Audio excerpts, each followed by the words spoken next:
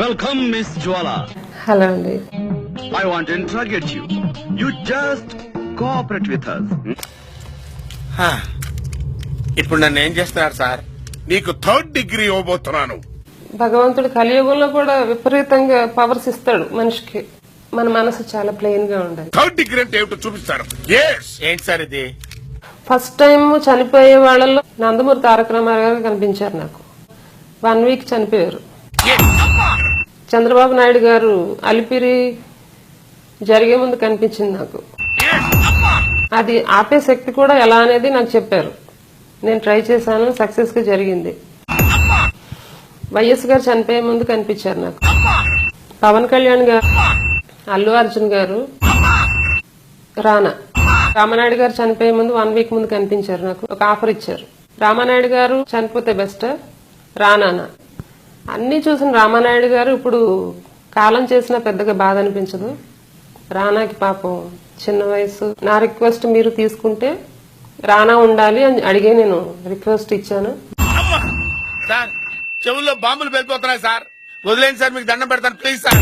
నా మాట మన్నించి అటు డైవర్ట్ చేశారు. ఇది నిజం, దీంట్లో ఎటువంటి అబద్దాలైతే లేదు. ఈ విన్నా కూడా నేను ఎందుకు బతికే ఉన్నాను, నాకు చావు రాలేదు గనక. కాశీకి వెళ్ళాను నేను. 2011లో వెళ్ళిపోయాను మా పాపను తీసుకుని. 3rd డే నైట్ ఎందుకు వచ్చావని ఆయన అడిగారు. మీరు నేను ఎలా మాట్లాడుకుంటాం, ఇక్కడికి వచ్చారు ఏంటి సంగతులు అని అడుగుతారుగా మీరు. అలాగే సేమ్ అడిగారు ఆయన. ఉండాలని ఇష్టం లేదని చెప్పాను ఆయనతో. అవసరం లేదు, అన్ని నేను అరేంజ్ చేస్తాను, నువ్వు పాపను బిడ్డను తీసుకుని వెళ్ళిపోని చెప్పారు ఆయన. నీకు నాకు టాటా, తొందరగా పో ఈ పూట. భగవంతుడు నాకు ఎప్పుడూ కూడా, నేను మా పాప ఉన్నప్పుడు ఆయన ఇంకొక వ్యక్తిని పంపిస్తేనే ఆ ఫీడింగ్ నా దగ్గర ఉంది.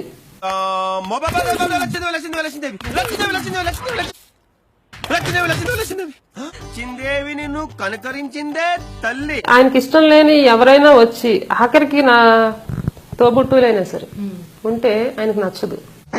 ఇక నుంచి ఇంట్లో ఏం జరిగినా చూస్తూ ఉండు. చూసిన వాళ్ళకి ఎవరికి అర్థం కాదు ఆ ఫీడింగ్ ఏంటనేది, ఎలా వస్తుందో తెలియదు. నీకు డబ్బులు ఇస్తానందే తల్లి. నేను బాప్టిజం తీసుకున్న 3 days కి ఫీవర్ వచ్చింది నాకు. మంచి డాక్టర్ కి చూపించలేకపోయావా? హాస్పిటల్లో జాయిన్ చేశారు. 2nd day midnight 1 o'clock discharge చేసేసారు. అర్థం లేని ఏదో వచ్చేసింది అనుకున్నారు. డాక్టర్స్ నే మింగేసే వ్యాధి అది. అప్పుడు మా సిస్టర్ వాళ్ళందరూ కలిసి ఇంకో హాస్పిటల్ తీసుకెళ్లారు, ఎర్రగడ్డ. అసలు తాజ్ మహల్ నేను ఎందుకు కట్టించాను? అశోకుడు ఆడుకోవడానికే కదా. మరి రోనాల్డ్ రేగన్ అలా అంటాడేమిటి? అంటే టిప్పు సుల్తాన్ మాటే నిజం అవుతుందా? ఎక్కడైనా ఒక అమ్మాయికి ఇలా ప్రాబ్లం వచ్చింది అని ఎవరైనా నా నంబర్ దొరికి ఫోన్ చేస్తే అర్ధరాత్రి 1 గంటకు కూడా వెళ్లి వాళ్ళ ప్రాబ్లం క్లియర్ చేసి ఇంటికి ఒక్కదానే వచ్చేదాన్ని. అది నాకు భగవంతుడు ఇచ్చిన ధైర్యం, శక్తి. సోషల్ సర్వీస్ కూడా ఉంది. పీస్, పీస్, శాంతి, సైలెన్స్, ప్లీజ్. నా వర్డ్ వినండి. ఇంతవరకు లేడీ క్యారెక్టర్ లేని డ్రామాలా నా లైఫ్ హ్యాపీగా సాగిపోయింది. ఇప్పుడు మీరు వచ్చారు, నా పని క్లోజ్. మదర్స్ ఆపండి.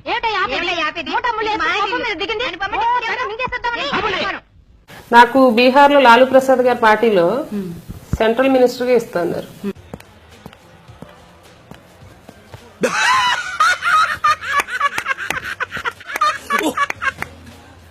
నాకే విచిత్రంగా అనిపిస్తుంది, ఇన్ని కోణాలు ఒక మనిషిలో ఉంటాయని. I know the public pulse.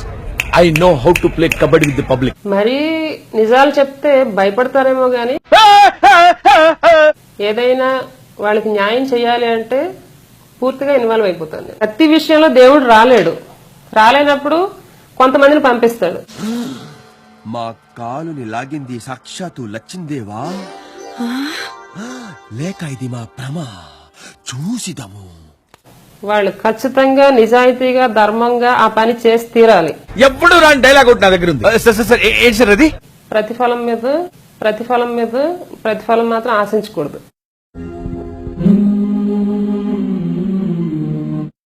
ఏమని పాడేదను నందకిషోర ఊహలు గుసగుసలాడే. Songs are moddable.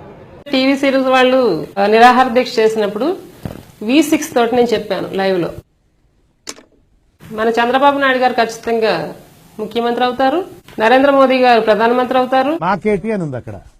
Jaganmohan Reddy గారు కొంచెం వెయిట్ చేయాలి, కోపం తగ్గించుకొని ఇంకా సమయం ఉంది అని చెప్పాను నేను. ఎవరికైనా గుర్తుంటే దాన్ని మళ్ళీ చూసుకోవచ్చు. వేసుకుంటే చాలు. ఇలాంటి విషయాలు చెప్పడం అప్పుడప్పుడు నేను చిన్న చిన్న పనులు చేస్తూ ఉంటాను.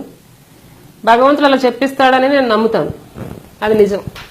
కానీ వాళ్ళ నుంచి నేను ఎటువంటి ప్రతిఫలాన్ని తీసుకోలేదు. నేను సన్మానం చేయించుకోవాలంటే ఏం చేయాలి? రామకృష్ణ బీచ్ దగ్గరికి వెళ్ళి సముద్రంలో దూకాలి. నిజంగా చెప్పాలంటే మీ మనసుతో మాట్లాడినట్టుంది మాకు. Thank you very much. Thank you. మళ్ళీ మీరు ఎప్పుడు వస్తారో ముందుగా చెప్తే ఆ రోజు సెలవు పెట్టుకుంటాను. Most and properly it is an entertainment and most of probably family entertainment. So it is getting an enjoyment to all the peoples, not only children's families.